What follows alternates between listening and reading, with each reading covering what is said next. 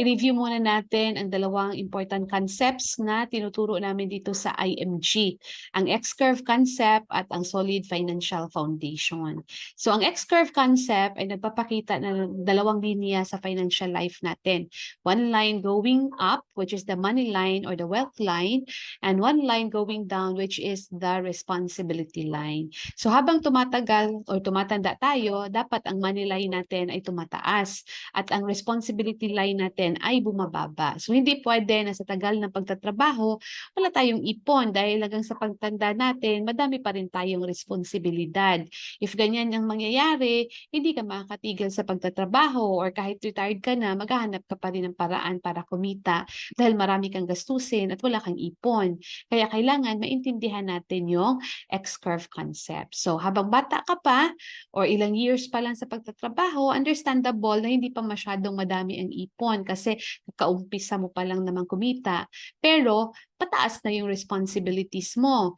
Ikaw na take charge ng foods mo, ng rent ng bahay, ng clothing mo, education, kung may pinapag-aral ka ng mga kapatid, mga anak, or debts, no, or loans, may binabayaran kang utang, housing loan, car loan, salary loan, no, or health. So kung healthy ka man ngayon, you are supporting your parents or grandparents, no, na may sakit, no, ikaw nagpo-provide ng kanilang maintenance or hospitalization.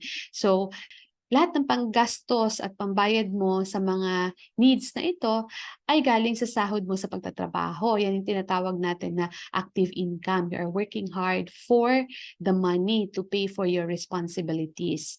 Pero kahit gaano kadami ng responsibilidad mo, or mga gastusin mo, dapat pinapataas mo yung money line mo or ipon mo. Kasi ang pinaghahandaan mo naman dito ay yung panahon na hindi ka na pwede magtrabaho or matanda ka na or retired ka na. Dapat sa panahon na to, may big savings ka na para you can take care of yourself. No? Kaya daw sa life, may if sa gitna. Mga what ifs ng buhay. So what if bata ka pa at marami kang responsibilidad, bigla kang kinuha ni Lord. What if you die too soon? Who will take care of your family? Ang solution is life insurance, instant money para sa pamilya mo. And what if naman humaba ang buhay mo, nag-retire ka nga ng 60 pero nabuhay ka hanggang 70 years old or 80 years old. Ang tanong, who will take care of you?